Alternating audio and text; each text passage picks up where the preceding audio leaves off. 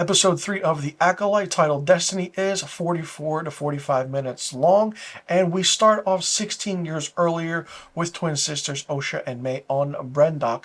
We find out that their mother is part of this leader of coven of witches. Yes, there are witches now in Star Wars, and basically they have this ascension to kind of a ritual where they have to protect the secrets of the coven. So later on during that time, they do the ritual. May gets her kind of powers from her mother. Osha wants to do certain things, but then we see Indara, Torben, Saul, and the Wookiee Kelnaka come in and kind of take them away to test them to see if they want to become a Jedi.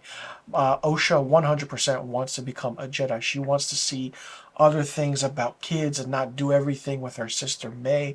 May is like, no, we have to do every single thing together. And it's just like, huh, interesting.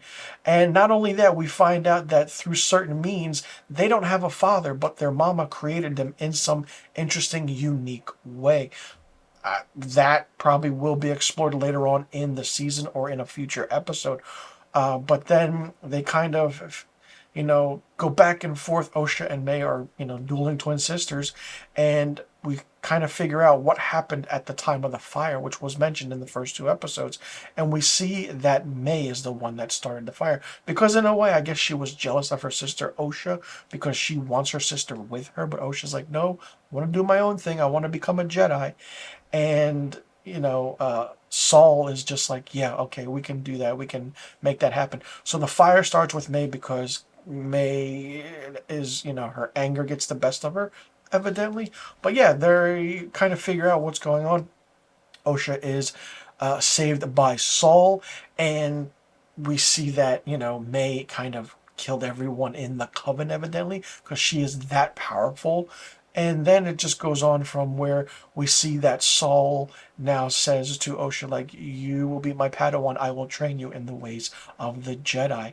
It's good to see Indara, Torben, and Kelnaka. Kelnaka kind of had a bigger role in this, even though at the end of episode 2, we saw him in his own solitude area of a different planet.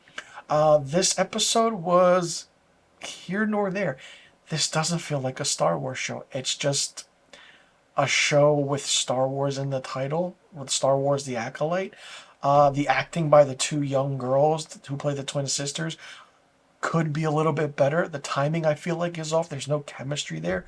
Lee Jong Jai as Saul is really, really good. Carrie Ann Moss as Indara is really, really good. And whenever the Jedi showed up, the episode became better. It got better. The whole aspect of the witches and talking and what's going on just didn't feel like it hit the mark with me. I mean, granted, I'm more so of the Star Wars fan in the lore of knowing the original trilogy, the sequel trilogies, the prequel trilogies, all that with the Skywalker saga. And I love The Mandalorian. I love Ashoka. But with this, I have no idea what's going on or what's happening. I mean, maybe there are witches in other aspects of Star Wars, and then over 100 years they just went away, and then the Sith and the Jedi became more powerful and more forceful.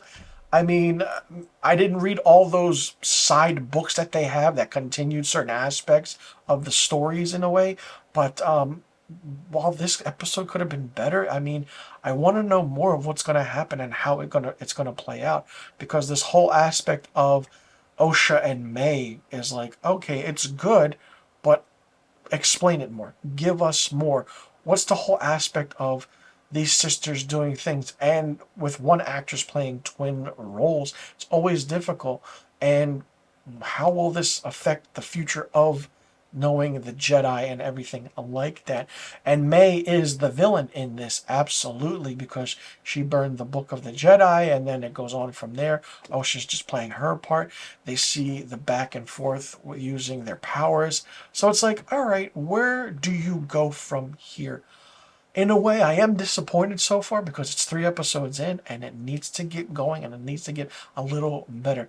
Knowing that George Lucas isn't behind this anymore with the aspect of Star Wars, and it's just being what it is with Disney and the whole aspect of the culture of Star Wars behind Disney, I mean, I'm really disappointed, but I'm hoping within the next few episodes, and this is an 8 episode series, it gets going, it gets better. We find out who is training someone and someone else, and who the villain is, and who had that red lightsaber. A lot of questions that still need to be answered, and I hope it picks up. Let me know in the comment section below what you thought about episode 3 of Star Wars The Acolyte, titled Destiny. Did you like it? Did you not like it? What did you think of it? What did you think about the whole aspect of the story? Where do you see it going from here? Do you like what's happening so far? Do you think it's a different take? Or do you think that it needs to go back to the lore of what Star Wars is? Let me know in the comment section below about all the questions I just asked. And be sure you click that subscribe button and hit that notification bell for new review videos on my channel. I'll see you all in the next review video. I'm Mr. Filmstock. Thank you so much for tuning in. And be sure you tune in next week for my episode 4 review of Star Wars The Acolyte.